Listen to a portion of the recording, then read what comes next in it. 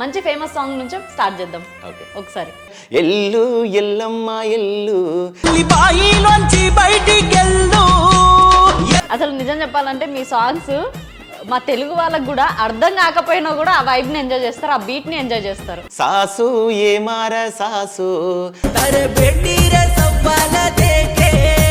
మన తెలంగాణ ఏపీ ఇంతవరకే అనుకుంటే అసలు ప్రపంచం మొత్తం నిజంగా తిరగడం, మీరు అవుట్ ఆఫ్ వెళ్ళి ఈవెంట్స్ చేయడం, ఇన్ని ఈవెంట్స్ సక్సెస్ఫుల్గా అవ్వడం ఎలా అనిపిస్తుంది సార్? అసలు దేవుడి వల్ల ఇప్పటి వరకు హ్యాపీగా ఒక 14 దేశాలలో ఈవెంట్స్ చేశాను. అలాగే అమెరికాలో ఒక 37 స్టేట్స్లలో ఈవెంట్ చేసి ఉంటాను.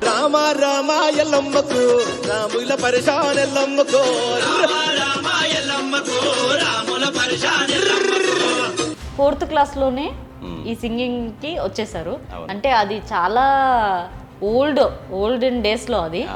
ఆ టైంలో మీకు ఎవరైనా సపోర్ట్ చేసిన పర్సన్స్ ఎవరైనా ఉన్నారు? అది వింటే చాలు, గదరన్న పాట వింటే చాలు, అరే గదరన్న చూడాలి అనే పాట వినాలి అని ఒక తపన ఉండే. పాట అంటే మొండిగా దాన్ని నమ్ముకున్నా, దాన్ని వదిలిపెట్టలేదు. నడుస్తున్న పొద్దు మీద నడుస్తున్న కాలమా పోరు తెలంగాణమా అంటే నిజంగానే ఒక పార్ట్నర్ సపోర్ట్ ఉంటే ఇంకా ముందుకెళ్తాం అనే దానికి. జీవితంలో నేనే కాదు ప్రతి ఒక్కరు ఇంట్లో భార్య సపోర్ట్ అంటే ప్రతి ఒక్క మగవాడు ఇంకా స్త్రీ ఉందంటారు, నిజం అది. ఎందుకంటే ప్రతి ఒక్కరికి, ఎందుకంటే ఇంట్లో మనం చేసేది బయట ఏదైనా సరే వాళ్ళ సపోర్ట్ లేని బయట మనం ఏం చేయలేం. దాదాపుగా ఎన్ని సాంగ్స్ పాడిండొచ్చు మీరు? నేను బంజారాలో తెలుగులో ఇప్పటివరకు మంచిగా ఒక 1500 నుండి 2000 పాటల వరకు ఉండొచ్చు. నాంపల్లి నుండి మల్లేపల్లి మధ్య కుదిరింది నీకు నాకు జోడి. ఇప్పుడు ఒక నాయకుడి కోసం మీకు ఒక పాట వస్తుంటుంది అంటే వాళ్ళు నిజ జీవితం చూసే రాసి పాడతారా, లేదంటే నార్మల్గా వాళ్ళు చెప్పినదే చేస్తారు? వాళ్ళు ప్రొఫైల్ ఇస్తారు, ఇచ్చినప్పుడు ఏం చేసిండు, ఎమ్మెల్యే కాకముందు ఎట్లుండే, ఎమ్మెల్యే చేసిన తర్వాత ఏమేమి కార్యక్రమాలు చేసిండు, గెలిస్తే ఏం చేస్తాడు. మీ జర్నీలో ఇప్పటికి కూడా బాధపడిన విషయం ఏమన్నా? అయితే అమ్మ నాన్నను పోగొట్టుకున్నాను, అదొకటే నా జీవితంలో. 2020లో అమ్మ చనిపోయింది, 2022లో నాన్న. అమ్మ చనిపోయిన 15 నెలలకు నాన్న. అమ్మ నాన్నతోని అలాంటి టైంలో ఓల్డెన్ డేస్లో ఎలాంటి మెమొరీస్ ఉంటుండే? పడుకోపోయేది, రాత్రి 2 గంటలనే లేచేటోళ్ళు. లేచి నాతో పడుకునేవాళ్ళు. నేను ఏదైనా అలసిపోయి వచ్చిన అనుకో, ఇట్లా సోఫా మీద పడుకుంటే అమ్మ వచ్చి మెల్లగా 2 కాళ్ళు తన కాళ్ళ మీద పెట్టుకొని బాగా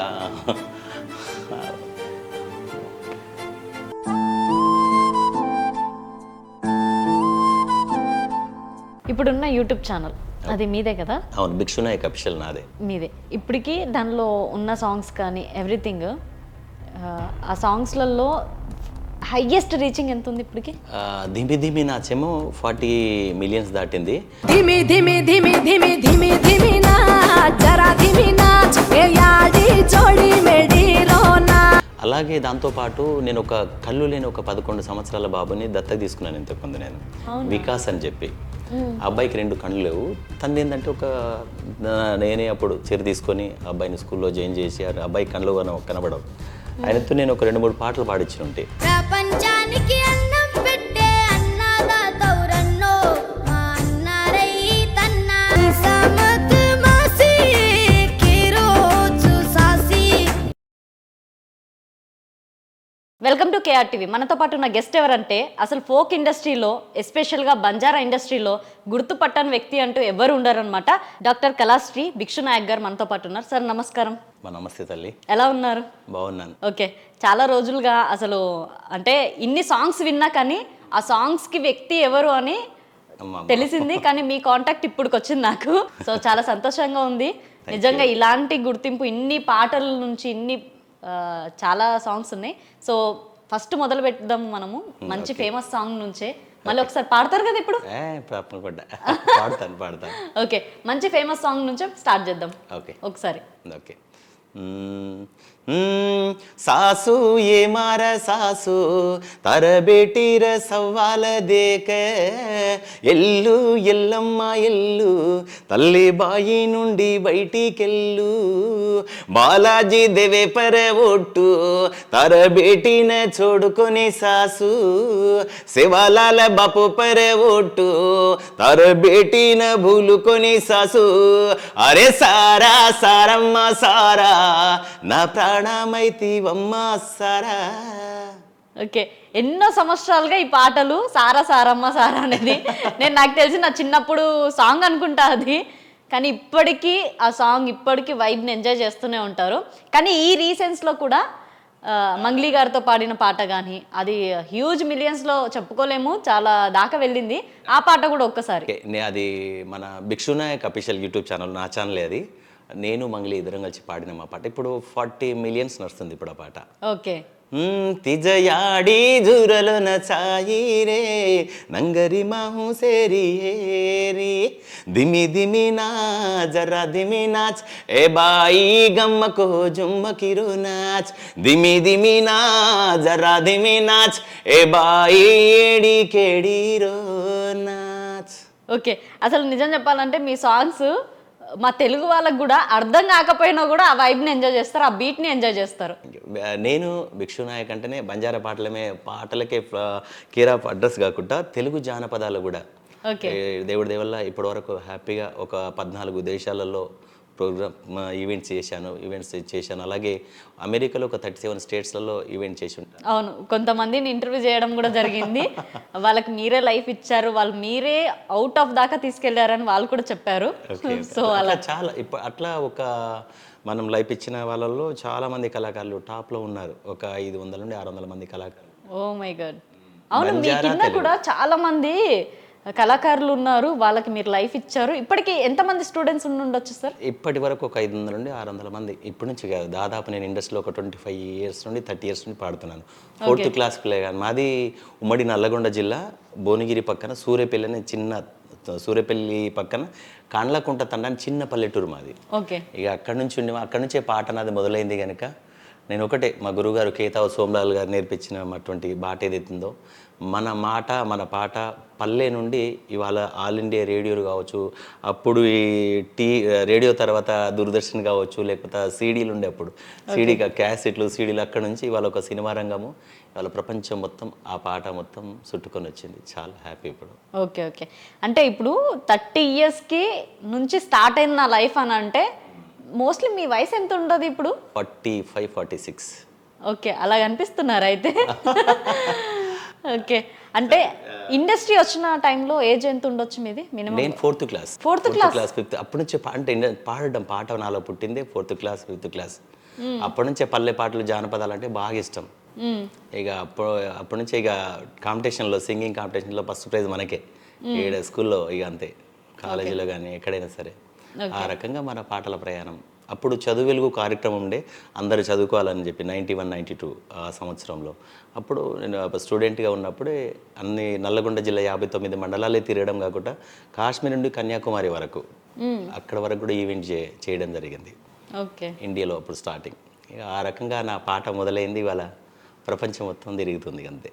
నిజంగానే వరల్డ్ వైడ్, అసలు మన తెలంగాణ, ఏపీ ఇంతవరకే అనుకుంటే అసలు ప్రపంచం మొత్తం నిజంగా తిరగడం, మీరు అవుట్ ఆఫ్ వెళ్ళి ఈవెంట్స్ చేయడం, ఇన్ని ఈవెంట్స్ సక్సెస్ఫుల్గా అవ్వడం ఎలా అనిపిస్తుంది సార్ అసలు? చాలా హ్యాపీ. అది నా గొప్పతనం కాదు, పాటకున్నటువంటి గొప్పతనం. నేనే కాదు, నాకంటే అంటే మీరు ఆ కట్టుబాటుని మీరు తీసుకెళ్తున్నారు కదా. నేను ఒకటే అనుకున్నాను, చదువుకుంది డిప్లొమా, జాబ్ రావడం, జాబ్ను కూడా వదిలేసినాం, పాట అనే దాన్ని పట్టుకున్నాను, ఎట్టి బస్సులో వదిలిపెట్టొద్దని చెప్పి. అదే పాట, దాన్నే నమ్ముకున్నాను, దాన్నే నమ్ముతూ 4 కళాకారులకు అన్నం పెడుతూ బతుకుతూ ఇవాళ అంటే ఎక్కడ పోయినా కానీ తిండి లేకుండా ఉంటానమ్మా, నిన్ను నమ్ముకుంటూ దేశ హద్దులు దాటుకుంటూ వచ్చానమ్మా, పాటమ్మా నాకు ప్రాణమైతేవే పాటమ్మా, పాటమ్మా పంచ ప్రాణమైతేవే పాటమ్మా. ఆ పాట ఉన్నంతకాలం ప్రయాణం అదే పాడుతూ ఉన్నా. ఓకే, నిజంగా మీరు ఈ పాటనే ప్రయాణం అనుకొని ఈ వేళ వెళ్తున్నారు, ఒక సక్సెస్ఫుల్గా అసలు అవుట్ ఆఫ్ దాకా వెళ్ళిపోయారు. అంటే ఎలా అనిపిస్తుంది? మొత్తానికి అప్ అండ్ డౌన్స్ కూడా చాలా ఉండొచ్చు. అవును, జీవితంలో అంటే కష్టం అంటే ప్రతి దగ్గర ఉంటుంది. అమ్మ కడుపులో మనం పుట్టినప్పటి నుంచే నడవడానికి ఎన్ని రోజులు పడుతుందో మనందరికీ తెలుసు. అలాగే పాట అనేది ఒక కళాకారుడు సక్సెస్ కావాలంటే దాన్ని బట్టి చాలా అవమానాలు ఉంటాయి, ఎగతాళాలు ఉంటాయి. చాలామంది నవ్విన వాళ్ళు కూడా ఉన్నారు, ఎగతాళి చేసిన వాళ్ళు ఉన్నారు. ఇప్పుడు వాళ్ళు మన దగ్గర నిలబడడానికి కూడా వాళ్ళు షేమ్గా ఫీల్ అవుతారు. కాకపోతే వాళ్ళంతా నా ఫ్రెండ్సే, నా శ్రేయోభిలాషులే. వాళ్ళందరూ ఆ రోజు నన్ను చిన్న చూపుగా చూడడం వల్ల ఓ స్థాయిలో ఉన్నాము. వాళ్ళు ఇప్పుడు నాకు నిజంగా మార్కెట్లో ఎదగాలంటే మనకు శత్రువు అనే వ్యక్తి 100% ఉండాలి. వాళ్ళని ప్రతిరోజు మనం దేవుళ్ళని కదా, వాళ్ళని తలుసుకుంటూ మనం వెళ్ళాలి. అప్పుడే సక్సెస్ అవుతాం. ఓకే. మనతోని ఇప్పుడు వాడు మాట్లాడతాడు, మన గురించి బ్యాడ్గా మాట్లాడిన రైట్, కానీ సమాజానికి వాడు బ్యాడ్గా మాట్లాడుకుంటుంటే సమాజం అంటారు. వీడు భిక్షునాయక్ గురించి బ్యాడ్గా మాట్లాడుతుంటే వాడేందో కూడా సమాజానికి తెలిసిపోతుంది. కనుక నేను నేర్చుకుంది అదొక్కటే, పాట మాట. అది మన గమ్యం చేరుకోవాలంటే మన రూట్ కరెక్ట్ ఉండాలనుకొని ఎన్నుకున్న అవమానాలు అన్నీ ఎదుర్కొన్నా ఇవాళ దేవుడి దయ వల్ల ఒక ప్లాట్ఫామ్ అంటూ ఏర్పాటు చేసుకున్నాను అంతే. ఓకే, 4th క్లాస్లోనే ఈ సింగింగ్కి వచ్చేసారు. అంటే అది చాలా ఓల్డెన్ డేస్లో అది. అవునవును. ఆ టైంలో మీకు ఎవరైనా సపోర్ట్ చేసిన పర్సన్స్ ఎవరైనా ఉన్నారా? ఆ రోజు చిన్నప్పుడు ఏంటంటే మా లలిత, నాకంటే పెద్దక్క మా అక్క లలిత, తను మంచి సింగర్. ఊర్లలో ఏంటంటే ఇక ఏదైనా కార్యక్రమాలు ఉన్నప్పుడు అక్క బాగా పాటలు పాడేది. నైట్ రాత్రిపూట రచ్చబండ కార్యక్రమాలు కొంతమంది లేడీస్ అంతా ఆడుకుంటారు కదా, దాంట్లో బంజారా దాంట్లో తీజ్ కానీ ఇంకా వేరే వేరే సేవాలాల్ మహారాజ్ జయంతి ఇలాంటి ప్రోగ్రామ్స్ ఆ రోజులలో ఏదైనా భవానీ ఇలాంటి పండుగ చేసుకునేటప్పుడు నైట్లో ఆడపిల్లలందరూ బాగా పాడుకునే వాళ్ళు, ఆడేవాళ్ళు. అందులో అక్క బాగా పాడేది. అక్కను చూసుకుంటే వెదిగిన అక్కనే నాకు మొదటి గురువు. దాని తర్వాత చదువు వెలుగు అనే కార్యక్రమం వచ్చిన తర్వాత శ్రీనివాసాచార్యులు మా గురువు గారు, ఆయన చదువుతో పాటు నాలో ఉన్న పాటను బయటికి తీసి ఇక నన్ను ఇట్లా వదిలిపెట్టిన తర్వాత హైదరాబాద్కి వచ్చినాక మా అన్నయ్య అప్పుడు కేతావత్ సోమ్లాల్ అప్పుడు బ్యాంక్ మేనేజర్గా ఉండి, తన సింగర్ రైటర్ మా బంజార్లో మంచి టాప్ అన్నట్టు. తన దగ్గర నేను పోవడం, మా అన్న దగ్గర తన దగ్గర ఇక నేను శిష్యరిక చేరడము, అన్న రాసే పాటలు నేను పాడడము, ఇక సోమలాల్ అన్న గారు ఇక ఆయన ఆశీర్వాదాలతో వాళ్ళ ప్రపంచం మొత్తం తిరగడం ఇట్లా జరిగింది పల్లె పాటకు. ఓకే, అంటే సక్సెస్ఫుల్గా ఒక 30 years అనుకోవచ్చునా మీ ఇండస్ట్రీ? అయితే మన మార్కెట్లో ఒక 10 years మాత్రం కష్టాలతో జర్నీ, ఒక 10-20 years నుండి మాత్రం మనకంటూ ఇక ఒక అంతే హ్యాపీ. అంటే నిజంగానే 10 years అసలు ఎంత పడుతున్నా లేవడం అది గొప్పతనం. మామూలుగా కాదు. గద్దరన్న ప్రోగ్రామ్ అంటే నిజాం కాలేజ్ గ్రౌండ్లో అప్పుడు గద్దరన్న ప్రోగ్రామ్ అంటే చూడడానికి వచ్చేటప్పుడు లారీలో వచ్చేది, పోయేటప్పుడు అందరు వెళ్ళిపోయేటోళ్ళు, పాటలు చూసుకుంటూ నిలబడేవాడిని, అందరు వెళ్ళిపోయేవాళ్ళు. పోవడానికి ఇది లేకపోతే ఉప్పల వరకు నడుచుకుంటూ వచ్చి భువనగిరి నడుచుకుంటూ పోయిన రోజులు కూడా ఉన్నాయి. అంటే పాట కోసం అది వింటే చాలు, గద్దరన్న పాట వింటే చాలు, అరే గద్దరన్నను చూడాలి, ఆయన పాట వినాలి అని ఒక తపన ఉండే. పాట అంటే మొండిగా దాన్ని నమ్ముకున్నా, దాన్ని వదిలిపెట్టలేదు. మీ పర్సనల్ లైఫ్ కొద్దాం ఒకసారి. ఏ టైంలో మ్యారేజ్ అయింది, ఎప్పటిదాకా స్టడీ అయిపోయింది, ఓకే, అసలు ఊరు ఎక్కడ, ఇంట్లో ఎంతమంది ఉంటారు, మొత్తం డీటెయిల్గా ఒక్కసారి. నా పేరు డాక్టర్ కళాశ్రీ భిక్షునాయక్. మాది ఉమ్మడి నల్లగొండ జిల్లా, భువనగిరి పక్కన బొల్లెపల్లి, చదువుకున్నంత బొల్లెపల్లి, దాని పక్కన సూర్యపల్లి చిన్న పల్లెటూరు మాది, మూసి పక్కనే ఉంటుంది. దాని పక్కనే కాండ్లకుంట తండ అని చెప్పి, ఇక ఆ తండలో మా అయ్యకు ఒక గుడిసె, ఒక ఎడ్ల బండి, అందులో 8 మంది అక్క చెల్లెలు, 3 అన్నదమ్ములు, చాలా పెద్ద కుటుంబం. నాన్న మమ్మల్ని పోషించడానికి నాన్న పడ్డటువంటి బాధలు మామూలుగా కదా అవన్నీ చాలా. దాని తర్వాత సూర్యపల్లి చదువుకొని, బొల్లెపల్లి చదువుకొని, అక్కడ నుంచి దౌలతాబాద్ 8th క్లాస్లో, మరి 7th క్లాస్లో 8th Bhuvanagiri, 8th 9th 10th మళ్ళీ రెసిడెన్షియల్ ఏపీఆర్ఎస్ దౌలతాబాద్, ఏపీఆర్ చేసి ఉట్నూరు, ఇట్లా డిప్లొమా చేసి మళ్ళీ హైదరాబాద్కి వచ్చి డిప్లొమా చేసినాను డీసీసీపీ. అవి ఎడ్యుకేషన్లో చేస్తూ గవర్నమెంట్ జాబ్ వచ్చినా నాలో ఉన్న పాటను, జాబ్ని వదులుకొని పాటని కంటిన్యూ చేసుకున్నాను అంతే. ఇక నాకు ఉద్యోగం కంటే ఎక్కువ పాట అనేది పిచ్చి. ఏదైనా ఒక ఆఫీసర్గా, ఒక ఇంజనీర్గా ఉంటే 4 గోడల మధ్య ఉంటాం, కానీ ఒక కళాకారుడు ఉంటే ఇక నాకు నచ్చింది. పాట కోసం ఎంతోమంది ఇవాళ పెద్ద పెద్ద వాళ్ళే పాట కోసం జీవితాలను పక్కకు పెట్టి పాట కోసం బతికిన వాళ్ళు. అందులో నాకు కూడా పాట అంటే పిచ్చి అంతే, పాట కోసం వచ్చేసినాం. ఓకే, నెక్స్ట్ ఇదంతా చిన్నతనం, మీరు ఇండస్ట్రీకి వచ్చినతనం. So next marriage life? 21 yearsకే మ్యారేజ్ చేసుకున్నాను. Okay, love arranged? లేదు, సెటిల్ మ్యారేజే. సబిత అని చెప్పి మా వైఫ్, సబిత మా వైఫ్. నాకు ఒక బాబు, ఒక పాప. నేను 21 yearsకే మ్యారేజ్ చేసుకున్నాను. ఇప్పుడు నా పిల్లలు సేమ్ వాళ్ళే 21-22 years పెద్ద పిల్లలు. ఇప్పుడు బాబుది బీటెక్ అయిపోయింది, అవునా? పాపది డిగ్రీ అయిపోయింది. పాప ఐఏఎస్కి ప్రిపేర్ అవుతుంది, సివిల్స్కి ప్రిపేర్ అవుతుంది, ఎంబీఏ చేస్తుంది. బాబు బీటెక్ అయిపోయింది, ఎంటెక్ చేస్తున్నాడు. పెద్ద పిల్లలు చిన్నప్పుడు పెళ్లి చేసుకున్న ఒక పిల్లలు కూడా పెద్ద పిల్లలే. హ్యాపీ వాళ్ళని చదివిస్తూ ఇలా ఉన్నాను. మా మిస్సెస్ హౌస్ వైఫ్. కాకపోతే నేను పాటలు రాసే పాటలన్నీ ఆ రోజులలో అప్పుడు ఈ ఫోన్స్ అవి లేకుంటుండే. నేను మా ఏదంటే నైట్లో ఇట్లా పడుకున్నాడు ఏదైనా పాట రాయాలనిపించుకుంటే తను పడుకునేటప్పుడు తన నోట్బుక్ ఒకటి పెన్ పెట్టుకుని ఉండేది. ఏ రాత్రి అంతే ఆ రాత్రి నాకు ఒక చిన్న పల్లవి గుర్తుకొస్తే చెప్పేవాడిని. తను అప్పుడే లేచి రాసేది. నా పాటకు సపోర్టు ఆ అమ్మాయిది కూడా బాగా. అంటే నిజంగానే ఒక పాటని క్రియేట్ చేసుకోవాలంటే మనకి గుర్తుకొచ్చినప్పుడు రాయాలి. ఇప్పుడు ఫోన్స్ అప్పుడు ఫోన్ గిట్ ఏం లేకుంటుండే కదా, డైరెక్ట్గా రికార్డ్ చేసుకోవడం ఇప్పుడు. కానీ అప్పుడు అట్లా కాదు, రాసుకోవాలి లేదా గుర్తు పెట్టుకోవాలి, లేక మర్చిపోతాం అట్లా. కనుక నా పాటకు సపోర్ట్ నా ప్రయాణానికి బాగా ఉపయోగపడ్డది ఆమె ఉంది అడగడుగున. అంతే. అంటే నిజంగానే ఒక పార్ట్నర్ సపోర్ట్ ఉంటే ఇంకా ముందుకెళ్తాం అనే దానికి. జీవితంలో నేనే కాదు ప్రతి ఒక్కరు ఇంట్లో భార్య సపోర్ట్ అంటే ప్రతి ఒక్క మగవాడు వెనుక స్త్రీ ఉందంటారు. నిజం అది. ఎందుకంటే ప్రతి ఒక్కరికి, ఎందుకంటే ఇంట్లో మనం చేసేది బయట ఏదైనా సరే వాళ్ళ సపోర్ట్ లేని బయట మనం ఏం చేయలేం. వాళ్ళు ఏం కాదు క్షేమంగా వెళ్ళిరా అంటే ఏ పనైనా విజయం సాధిస్తాం. కానీ ఇంట్లోకి వెళ్ళి బయటికి వెళ్ళినప్పుడు ఏంది అని రకరకాలుగా ఉన్నాయి అనుకో, అప్పుడు మనం సాధించలేం, ముందు కూడా అడుగు వేయలేం. ఏదైనా సరే నువ్వు వెళ్ళు, వెనక్కి తిరిగి చూడకు, నువ్వేంతో ప్రూవ్ చేసుకో అనేది మా మిస్సెస్. ఓకే. అందుకే ఇక్కడ వరకు వచ్చినాం. అలా సపోర్ట్ ఉండడం వల్ల ఇదంతా. అంటే 20 ఇయర్స్కి మ్యారేజ్ లైఫ్, ఇండస్ట్రీకి వచ్చిన లైఫ్ 4th క్లాస్ అంటే అప్పుడు ఏజ్ ఎంత ఉండొచ్చు? అప్పుడు నేను 11, అప్పుడు అంటే దాదాపు ఒక 10-11 ఇయర్స్ అంతే. ఓకే. లవ్ స్టోరీస్ ఏం లేకుండేనా? లవ్ లేవు మనదా. నిజం చెప్పండి. నాకు ఎందుకంటే 8 మంది అక్క చెల్లెలు. మనం ఎక్కడైనా చేస్తే పెళ్ళి కావాల్సిన చెల్లెలు ఉంటారు, తమ్ముళ్ళు ఉంటారు. అందుకోసమే భయానికి నేను ఏం చేశానంటే చెల్లెలు పెళ్ళిళ్ళు చేస్తూ నాకంటే ముందే తమ్ముడికి పెళ్లి చేశా. ఎందుకు? నాకు అంటే నేను నాకు ఏదో రకంగా చదువుకున్నాను, 2 తమ్ముళ్ళంతా చదువుకోలేదు. అయితే వాళ్ళకి సెట్ చేస్తే బాగుంటుంది, అమ్మ నాన్న చూసుకోవాలి కనుక తమ్ముడికి ముందు పెళ్లి చేసి తర్వాత రైట్ అప్పుడు నేను పెళ్లి గురించి ఆలోచించాను. అంటే కుటుంబం చాలా పెద్దది, ఇంటికి పెద్దవాడిని కదా, ఏదైనా ఆలోచన పెద్దగా ఉండదు. ఈ ప్రేమలు పెళ్ళిళ్ళ కంటే ఎక్కువ జీవితం అనే గమ్యం, దానివైపు తపన ఉంటుండే నాకు. ఓకే. మీరు అంత పాజిటివ్గా అంత గమ్యం కోసం ఆలోచించి అంత కట్టుబాటుగా ఉన్నారు. కానీ ప్రతి ఒక్కరు ఉండరు కదా, ఏమనిపిస్తుంటుంది అసలు? అయితే నేను కూడా మనిషినే, నాకు కూడా ఆలోచన మనసు అనేది ప్రతి ఒక్కరికి ఉంటుంది. కాకపోతే ప్రతి మనిషిలో ఇద్దరు ఉంటాడు, మనిషి వేరే మనసు వేరే, మనిషి వేరే మనసు వేరే. కానీ ఈ మనిషి ఆ మనసు మాట మనిషి వింటాడు, కానీ మనిషి చెప్పే మాట కూడా మనసు కొంచెం కంట్రోల్ చేసుకుందనుకో జీవితంలో తప్పనిక మనం ఒకటి అనుకున్నాం అనుకో, గోల్ ఒకటి సాధించాలంటే చేరుకునే వరకు వెనుకకి తిరిగి ఇప్పుడు చూడొద్దు అనుకున్నాను. అంటే అందరూ అలా ఉంటారని కాదు, నాలాగా చాలామంది ఉన్నారు. ఒక గమ్యం కోసం ప్రయత్నం చేస్తే అట్లా ఉండాలి. ఏదైనా ఆ రోజులు రుసులు మరి ఇట్లా చాలామంది వాళ్ళు ఎంత ఇది చేస్తే వాళ్ళు రుసులు కావచ్చు కదా.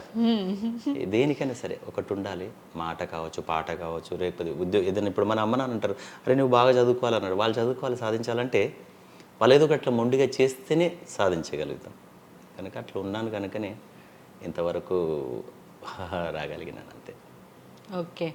ఇప్పుడు అవుట్ ఆఫ్ వెళ్తుంటారు కదా, అక్కడ మన ట్రెడిషన్ మన దగ్గర అంతగా చూడరు. అంటే మన దగ్గర అంత పాజిటివ్ మాటలు ఎక్కువగా రావు. అవుట్ ఆఫ్లో వెళ్తే మన ట్రెడిషన్కి చాలా మాటలు ఉంటాయి. సో మీరు విన్న మాటలు కానీ అక్కడ మనల్ని ట్రీట్ చేసేది, మన దగ్గర ఇక్కడ ఏం చేస్తారంటే చిన్న చిన్న జాబులున్నా సరే మన దగ్గర కొంచెం ఉంటే ఎక్కువ చెప్పుకుంటారు. కానీ అక్కడ ఒక్కొక్కరు దగ్గర ఎన్ఆర్ఐలు ఒక్కొక్కరికి నిజంగా తక్కువ ఒక 5 లక్షల నుండి 20 లక్షలు 50 లక్షలు సంపాదించే వాళ్ళు కూడా ఉన్నారు, ₹1 కోటి సంపాదించే వాళ్ళు కూడా ఉన్నారు బిజినెస్ పరంగా. కానీ వాళ్ళు ఎంత ఎదిగిన ఒదిగే గుణం అంటే వాళ్ళని చూసి నేర్చుకోవడమే. వాళ్ళు ఏదైనా ఈవెంట్, ఇప్పుడు అమెరికా ఆటా ఉంది, నాటా ఉంది, తానా ఉంది, అలాగే టీటీఏ ఉంది, ఇలాంటి పెద్ద పెద్ద ఇవి ఆర్గనైజేషన్స్ ఉన్నాయి. వాళ్ళు చేసేటప్పుడు అందరు కలిసిమెలిసే ఉంటారు. వాళ్ళు ఒక చిన్న ఇస్తరాకులున్నా వాళ్ళు అందరు దాన్ని మనది అనే భావంతో ఉంటారు. వాళ్ళని చూసి నేర్చుకుంది నేను చాలా. అందుకే వాళ్ళు బతుకమ్మ చేసినా, బోనాలు చేసినా మనకంటే చాలా గొప్పగా చేస్తారు వాళ్ళు. మండే నుండి ఫ్రైడే వరకు చాలా బిజీగా ఉంటారు వాళ్ళ లైఫ్ అంతా. కానీ సాటర్డే సండే వాళ్ళు ఏదైనా ఎంజాయ్ చేయడానికి, వాళ్ళ పిల్లలతో గడపడానికి టైం ఉంటుంది. కానీ ఆ ఉన్న టైంలో కూడా మేము పోయినప్పుడు మాకు బతుకమ్మ కావచ్చు, బోనాలు కావచ్చు, వనభోజనాలు కావచ్చు, లేకపోతే ఆట, నాట, తానా, ఈ టీటీఐ ఏ ప్రోగ్రామ్స్ ఉన్నా వాళ్ళు పెద్ద ఎత్తున చేసుకుంటారు. మన సంస్కృతిని రక్షించాలనే ప్రయత్నంలో వాళ్ళ తర్వాతనే మనం ఎవరైనా చాలా బాగా చేస్తుంటారు అక్కడ. అటువంటి దాంట్లో ఇప్పుడు టీటీఏ నుండి మన నల్గొండ, మన వలిగొండ శుంశాల నుండి పైలా మల్లారెడ్డి సార్, తను మన నల్గొండ బిడ్డ, తను ఒక ఇవాళ ఎన్నో హాస్పిటల్ ఉన్నాయి, తనకి అంత గొప్ప పేరుంది. ఉంటూ కూడా అక్కడ టీటీ అనే ఒక ఆర్గనైజేషన్ ఏర్పాటు చేసి మన తెలంగాణ సంస్కృతిని బతికించడానికి చేసిన గొప్ప ప్రయత్నం. అలాగే ఆట కావచ్చు, అలాగే నాట కావచ్చు, తానా కావచ్చు, ఇలా తెలుగు ఆర్గనైజేషన్ చాలా ఉన్నాయి. కనుక వాళ్ళు గొప్పగా చేస్తుంటారు. అక్కడ మాకు అవకాశం రావడం, అక్కడ వాళ్ళ ముందు మన ఆటపాటలు వినిపించడం, అది మేము చాలా అదృష్టంగా ఫీల్ అవుతుంటాం అక్కడ. ఓకే. అంటే మొత్తానికి అక్కడ కొన్ని కొన్ని మాటలని పాజిటివ్గా తీసుకుంటూ ఉంటారు, ఇది అసలైన లైఫ్ అన్నట్టుగా. అవును అవును. ఓకే. అంటే ఇక్కడ మనుషులకు అక్కడ మనుషులకు చాలా తేడా ఉంటుంది కదా. డిఫరెంట్. వాళ్ళు ఏంటంటే వాళ్ళు ఏదైనా సరే ఎప్పుడు ఏ టైంలో ఏది చేయాలో వాళ్ళకి తెలుసు అంతే. వాళ్ళు అంత మన వాళ్ళు ఎలా ఉంటారు, వాళ్ళదే చెప్తున్నాం మనం. మనది ఏం చేస్తారంటే పొద్దున ఇవాళ మన వాళ్ళు ఏంటంటే వాళ్ళు పని ఉంటేనే లేచి తొందరగా లేదనుకో ఇంకొక అరగంట పండుకుంటాం, ఇంకో గంట పండుకుందాం, ఇవాళ ఏం లేదు కదా అనుకోవడం, లేకపోతే అరే ఫ్రెండ్స్ పిలిచిరా వెళ్ళిపోవడం, అట్లుంటుంది. కానీ పని అనేది ఒకటి ఉందనుకో, ఆ పని ఏమడి పాపం వాళ్ళు ఎంత కష్టపడతారంటే మామూలుగా ఉండదు. వాళ్ళు భార్య పిల్లలకంటే వాళ్ళకంటే ముందు ల్యాప్టాప్ ముందు కూర్చొని వాళ్ళు జాబ్ చేసే విధానంలో అన్నం తినుకుంటూ కూడా జాబ్ చేస్తారు. వాళ్ళు అంత కష్టపడతారు. వాళ్ళని చూసినప్పుడు చాలా ప్రౌడ్గా ఫీల్ అవుతుంటా. నిజంగా చాలామంది మనం అనుకుంటాం అమెరికాలో ఉన్నారు వాళ్ళు ఎంత కానీ ఇంత సంపాదిస్తున్నారు ఇంత, కానీ దాని బట్టి అంత కష్టం కూడా ఉంది. అదే కష్టం ఇక్కడ పడితే ఇక్కడ కూడా మనం సక్సెస్ అవుతాం.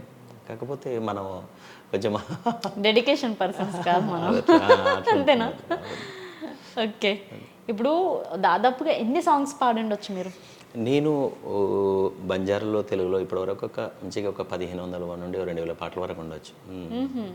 ఇప్పుడు అంటే ఇందులో అన్నీ ఉన్నాయి.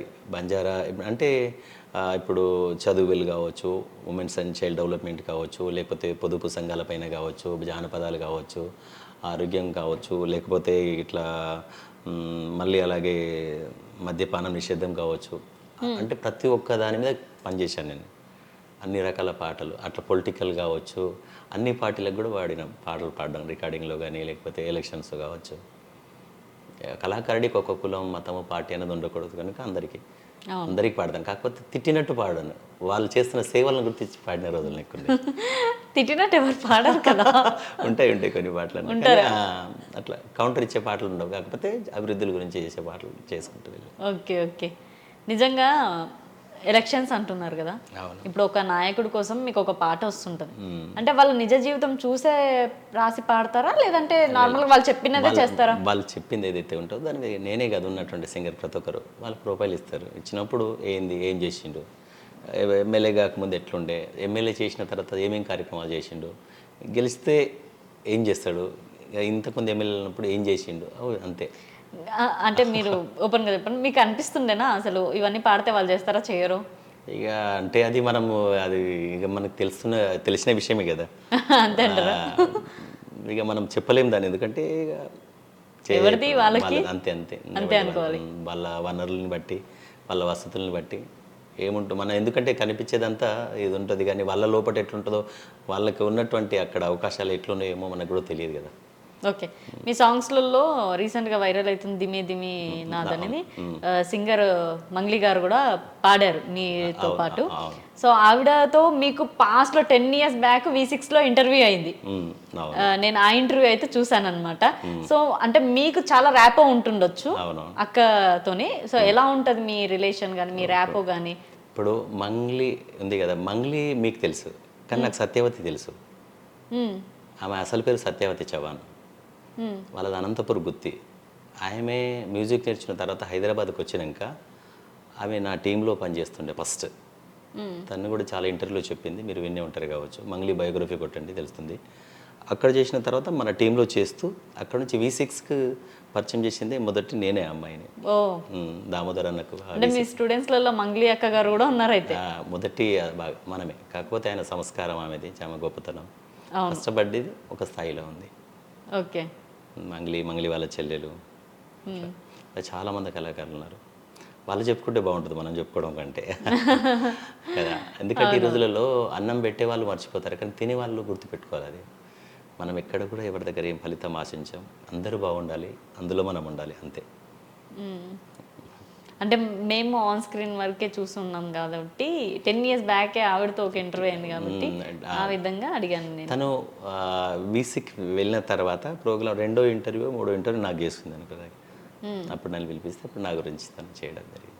మీ జర్నీలో ఇప్పటికి కూడా బాధపడిన విషయం ఏమైనా ఉందా? చాలా జీవితం అన్నప్పుడు అంటే అంటే ఇప్పటికి గుర్తుండిపోతుంది, ఆ రోజుల్లో నేను ఇలా ఉండే కానీ ఈ రోజుల్లో ఇలా ఉన్నా అని. అంటే పెళ్ళైన కొత్తలో అంటే తనకు నేను జాబ్ అని చెప్పి పెళ్ళి చేసుకున్నాను, జాబ్ వదులుకున్నాను. దాని తర్వాత బతకాలంటే జాబ్ ఒకటి బాలజ్యోతి అని చెప్పి హైదరాబాద్లో కలెక్టర్ ఆఫీస్లో ఒక చైల్డ్ లేబర్ ప్రాజెక్ట్ ఉండే, అందులో చేసేవాడిని. కానీ చేస్తూ శాలరీస్ అది సరిపోతుంది. తెలియకుండా ఆమెకు తెలియకుండా మార్నింగ్ ఈవినింగ్ ఆటో నడిపేవాడిని. ఆటో కూడా నడుపుకునేవాడిని, మార్నింగ్ ఈవినింగ్ ఆటో నడుపుకుంటూ. ఇక అంటే చాలా పెద్ద కుటుంబం కదా, అంటే ఏదో ఒక పని చేస్తూ ఉండేవాని అన్నట్టు. ఆ కష్టాలను అంటే డబ్బు కోసం పని చేస్తూ ఏదో ఒక పని, మీ డ్రీమ్ మాత్రం వదులుకోలేదు. గ్రేట్ విషయం ఏంటంటే ఒక విషయంలో మా ఆవిడకి నేను రుణపడి ఉంటాను, అమ్మాయికి. నేను పోవాలంటే పోవడానికి పైసలు కూడా ఉండకపోతుండే నాకు. అయితే ఇంట్లో ఏమైనా పేపర్లు, న్యూస్ పేపర్లు ఉంటాయి కదా, పుస్తకాలు కాకపోతే ఖాళీ బాటిల్స్ అట్లాంటివి. ఒకనాడు పోవడానికి లేకపోతే కవర్లో పెట్టి ఆడ మూల మీద షాప్ ఉంది కదా, అక్కడ ఇచ్చేసి ఆడేమైనా పైసలు ఇస్తే తీసుకొని కిరాయికి వెళ్ళమని పంపిన రోజు ఇంత మర్చిపోలేను అది. ఆ రోజు వాళ్ళు ఇస్తే 20 రూపీస్ ఏమి వచ్చినాయి. నన్ను 4 రోజులు నేను రావడానికి పోవడానికి 20 రూపాయలు 4 రోజులకు సరిపోయినాయి. అప్పుడు 5 రూపాయలు ఉండే, పోవడానికి 5 రూపాయలు, రావడానికి 5 రూపాయలు ఆటోలు. అట్లా ఇవాళ దేవుడు ఒక మంచి లైఫ్ ఇచ్చిండు, మంచి కార్లో తిరుగుతూ హ్యాపీగా ఉంటాయి. కానీ కొన్ని అవి మర్చిపోలేం. హ్యాపీ నేను అంటున్నాను కదా, మా నాన్నకుండే ఎడ్ల బండి నాకు తెలుసు, మా ఊరి చెరువు నాకు తెలుసు, రాత్రి 9 అయితే ఎర్ర బస్సు మా ఊరికి వచ్చేది, అది తెలుసు మా జీవితం. కానీ 7 సముద్రాలు తెలియదు. మా అమ్మ బాలనాగమ్మ కథలు చెప్పేది, ఇవాళ అదే పాట ప్రపంచం తిప్పుకొచ్చింది, అదే పాట నాకు అన్నం పెడుతుంది, నన్ను బతికిస్తూ నా కుటుంబాన్ని బతికిస్తూ 10 మందికి అన్నం పెట్టే స్థాయికి నిలబెట్టింది. హ్యాపీ. ఓకే, అద్భుతమైన రోజు. అద్భుతంగా ఒకటి కాదు, జీవితంలో గంజి బెంజి 2 చూసినాము, గంజి లైఫ్ బెంజి లైఫ్ 2 చూసినాము. ఉందని ఏ రోజు సంతోషపడలేదు, లేదని ఏ రోజు బాధపడలేదు, ఎప్పుడు ఒకలాగా ఉండడమే నేర్చుకున్నాను. ఓకే, గంజి బెంజి 2 చూసారైతే. అవును, ఇప్పుడు మీరు తీసుకొచ్చిన కార్ ఏంటి? Innova Crysta top and. Okay, ఇప్పుడు ఈ డబ్బు ఇప్పుడు ఉంటుంది అంతా పాట మీదనే. అవును, అంతే, జీవిత పాటే పాడుతా అంతే. రెగ్యులర్గా నేను ఈవెంట్ చేస్తుంటాను. Bhikshu Nayak Kalashri international musical troupe అని ఉంది నాకు ఉందన్నట్టు. దాదాపు నా దగ్గర ఎంత ఎనీ టైం ఒక 40-50 మంది కళాకారులు రెగ్యులర్గా టీమ్స్. ఒక్కొక్క రోజు 2-3 ఈవెంట్లు కూడా ఉంటాయి. ఓకే, ఈ పెళ్ళిలో ఆర్కెస్ట్రా ప్రోగ్రామ్ కావచ్చు, లేకపోతే బర్త్డే ఈవెంట్ కావచ్చు, లేకపోతే పొలిటికల్ ఈవెంట్స్ కావచ్చు, మళ్ళీ ఇక్కడ మూవీలో కానీ ఇటు ఆడియో కానీ వీడియో కానీ మళ్ళీ షూటింగ్, ఇవన్నీ ఏదో చేస్తూనే ఉంటాను. బిజీ లైఫ్ అంటే మొత్తానికి కళకు ఏదో రకంగా అంకితంగా పనిచేస్తుంటాం. ఓకే, నిజంగానే మీరు 10 years కష్టపడిండ్రు కాబట్టి ఎప్పుడు డౌన్ అవ్వకుండా, అంటే అప్ అండ్ డౌన్స్ అవుతుంటారు కానీ కంప్లీట్లీ డౌన్ అవ్వడం అంటే అక్కడికే బ్రేక్ అయిపోవడం లైఫ్. కాకపోతే కరోనాలో టోటల్ డౌన్ అయిన రోజులు ఉన్నాయి. అయితే అప్పటి పరిస్థితుల్లో మామూలు కాదు. కాకపోతే కరోనా టైంలో పైసలు అవన్నీ ఒక ఎత్తు అయితే అమ్మ నాన్నను పోగొట్టుకున్నాను, అదొకటే నా జీవితంలో. 2020లో అమ్మ చనిపోయింది, 2022లో నాన్న. అమ్మ చనిపోయిన 15 నెలలకు నాన్న, ఇద్దరు స్ట్రోక్తో. హార్ట్ స్ట్రోక్ ఇద్దరు. అమ్మ 2020లో అమ్మ సెప్టెంబర్ నవంబర్లో, నాన్న రేపు జనవరి 15వ తారీఖు పండుగ రోజే. ఇక అదొక్కటే నా జీవితంలో. ఏమైనా లోటు అంటే అదొక్కటే, మా అమ్మ నాన్న లేని లోటే. మిగతా అంతా ఓకే. వాళ్ళు గుర్తుకొచ్చినప్పుడు అదొక్కటే కొంచెం గుండె వరగుండదు అంతే. అది లేరు, అదొక్కటే. కానీ ఇంకటే కానీ నిజంగా వాళ్ళు ఇప్పటికి ఉంటే వాళ్ళు అంటే మీరు అప్పటికి సక్సెస్ అయ్యారు, కానీ ఇంకా వాళ్ళు ఉండే లోటు ఎక్కడ పోదు కదా అసలు, వాళ్ళకు ఉండే స్పేస్ అసలు. విషయం ఏంటంటే ఏ కొడుకుకైనా దక్కిందో లేదో, నాకు మాత్రం దక్కింది. మా అమ్మ నాన్న వాళ్ళు జన్మనిచ్చినందుకు. మాది భువనగిరి సూర్యపల్లి నుండి మా నాన్న ఎడ్ల బండి మీద ఉప్పు అమ్ముకుంటూ అటు సిద్దిపేట కేసీఆర్ వాళ్ళ ఊరికి, రసమయ్య బాలకృష్ణ అన్న వాళ్ళ ఊరు పక్కన ఊరు, అక్కడ అది బదనకల్ మొర్రాపూర్ అని చెప్పి, అక్కడ పోయి మా నాన్న ఒక 10 ఎకరాల పొలం కొనుక్కొని అక్కడే ఉండి అక్కడనే వలసపోయాడు. అక్కడ పోయిన తర్వాత అరే బతకనికి వచ్చిన వాళ్ళు కొత్తోళ్ళు అని ఒక పేరు ఉండే అమ్మ నాన్నకు. నాకు అనిపించింది మా నాన్న ఇక్కడ ఉన్నంత అమ్మిపోయిండే. మళ్ళీ మా అమ్మ నాన్నను పురిటిగడ్డ మీద తీసుకురావాలని చెప్పి మా నాన్న ఏదైతే అమ్మిపోయిండో ఆ స్థలం మళ్ళీ నేను కొనుక్కొని మా అమ్మ నాన్నను మళ్ళీ తీసుకొచ్చి అక్కడే పెట్టాను. వాళ్ళు మా పాలల్లో కలిసిమెలిసి హ్యాపీగా ఉన్నారు. అక్కడే వాళ్ళలోనే ప్రాణం వదిలి అంతే. అది నాకు కొడుకుగా నాకు దక్కింది. నా చేతితోనే పురిటిగడ్డలో వాళ్ళని కలిపే అదృష్టం మాత్రం దక్కింది. నిజంగా వాళ్ళు పేరెంట్స్ అంత కష్టపడి అంతే. అదొక్కటే మా జీవితంలో ఏదైనా ఉంటే వాళ్ళిద్దరే.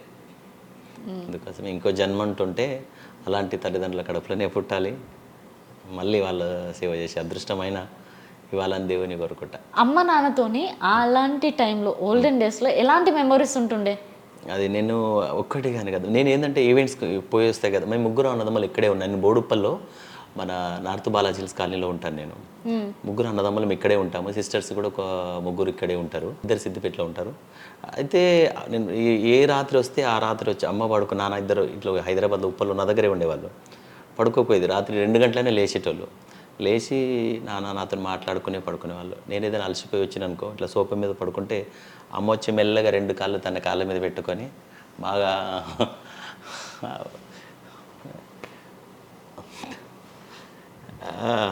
అంతే బాగా కాళ్ళు మంచిగా నేను మళ్ళీ ఎక్కడ లేస్తానని చెప్పి లేవకపోయేదమ్మా.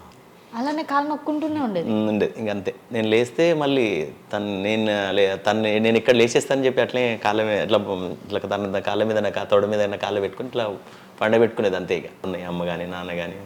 నాన్న ఏ రాత్రి అయినా సరే నేను వచ్చే వరకు అంతే. ఇది మన ఇక ఎందుకంటే నాన్నకు కొంచెం అది ఎందుకో ఇక తాగడం అలవాటు అన్నట్టుగా అది ఆయనకు అప్పటి నుంచి ఉంది. కనుక నేను మెల్లగా మా బాబుకి చెప్తే మా బాబు చేసేవాడు. మళ్ళీ నేను వచ్చినాక మెల్లగా తను పడుకున్న బెడ్రూమ్లో ఒక బాటిల్ పెట్టేవాడిని. నేను వచ్చినాక నైట్ ఒక పెగ్గు పోసి మళ్ళీ పండబెట్టి మళ్ళీ పైకి వెళ్ళి పడుకునేటోని నేను. అంటే వాళ్ళకి ఏది చేసినా తక్కువే. ఈ జన్మకు వాళ్ళకి ఏది చేసినా తక్కువే. ఇక్కడ నుంచి మా ఊరు ఒక 40 కిలోమీటర్స్ ఉంటుంది మన ఉప్పల్ నుండి. ఇక అక్కడనే పొలంలో మంచిగా వాళ్ళకు 3 గుంటల భూమి వదిలిపెట్టి సమాధులను బాగా కట్టి ఇక పండుగ పబ్బం ఏదైనా ఉంటే సంవత్సరానికి ఒకసారి 8 మంది అక్క చెల్లెలు 3 అన్నదమ్ములం అందరం వెళ్తాం. రేపు పండుగ నాడు 1 రోజు 2 రోజులు అక్కడ హ్యాపీగా గడుపుతాం, వచ్చేస్తాం. ఇక అక్కడే వాళ్ళు లేరు కనుక అక్కడ వాళ్ళ దగ్గరికి వెళ్తాం. ఇప్పుడున్న యూట్యూబ్ ఛానల్ అది మీదే కదా? అవును, భిక్షునాయక్ అఫీషియల్ నాదే. మీదే. ఇప్పటికీ దానిలో ఉన్న సాంగ్స్ కానీ ఎవ్రీథింగ్, ఆ సాంగ్స్లలో హైయెస్ట్ రీచింగ్ ఎంత ఉంది ఇప్పటికి? ధిమి ధిమి నాచేమో 40 మిలియన్స్ దాటింది. అలాగే దాంతోపాటు నేను ఒక కళ్ళు లేని ఒక 11 సంవత్సరాల బాబుని దత్తత తీసుకున్నాను ఇంతకుముందు నేను, వికాస్ అని చెప్పి. ఆ అబ్బాయికి 2 కళ్ళు లేవు. తను ఏంటంటే నేనే అప్పుడు చీర తీసుకొని ఆ అబ్బాయిని స్కూల్లో జాయిన్ చేసి ఆ అబ్బాయి కళ్ళు కనబడవు. ఆయనతో నేను ఒక 2-3 పాటలు పాడించినుంటే ఆయన పాటలు బాగా ఇదైపోయినాయి. మా దాంట్లో రీసామత మాసి కేరో చో సాసి మన కరమత దాసి మరయాడి మరిగి జన్నాతి బేగోవెనే వాసి అబచరా రోజు వ్యాసి అనే పాట ఉంటుంది. అదొకటి. పచ్చటి ఆకుల నడమ పంట కంకి వయ్యు మా కడుపులో మెతుకు వయ్యా, పచ్చని ఆకుల నడమ పంట కంకి వయ్యు మా కడుపులో మెతుకు వయ్యా, నీ పేగు ఎండుతున్నా మా పేగు నింపాలని.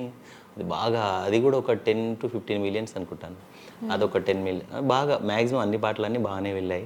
నేనేంటంటే కొత్త కళాకారులు, సింగర్లు కావచ్చు, రైటర్స్ గారు ఎవరున్నా కానీ వాళ్ళు టాలెంట్ ఉంటే మనం తప్పనిసరిగా నేను ఇప్పటికి కూడా నా ఛానల్లో పాడియడం, వాళ్ళతో రాయించడం, వాళ్ళకి మనం హెల్ప్ చేయడం జరుగుతుంటుంది.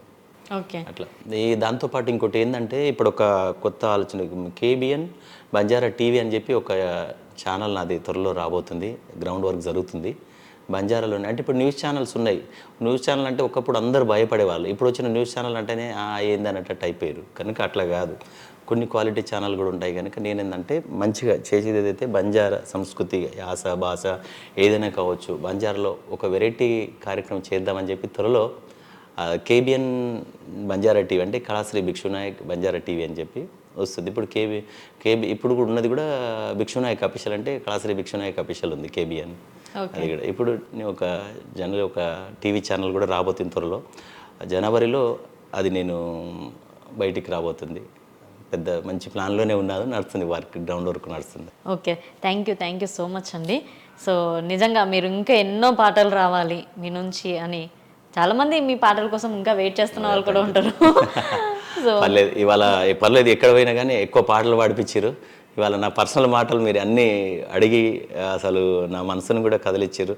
మళ్ళీ మా అమ్మ నాన్నను గుర్తు చేసిర్రు. ఇవాళ నా కుటుంబం, నా భార్య, నా పిల్లలు, మా గురువులు, నా ఊరుని మళ్ళీ కేఆర్ టీవీ నుండి మళ్ళీ చాలా హ్యాపీ. ఎందుకంటే క్రాంతి అన్నను కొన్నిసార్లు కలిసిన మా ఊరు పక్కనే అని మాది బొల్లేపల్లి అన్నదే యాదగుట్ట దగ్గర విన్నా.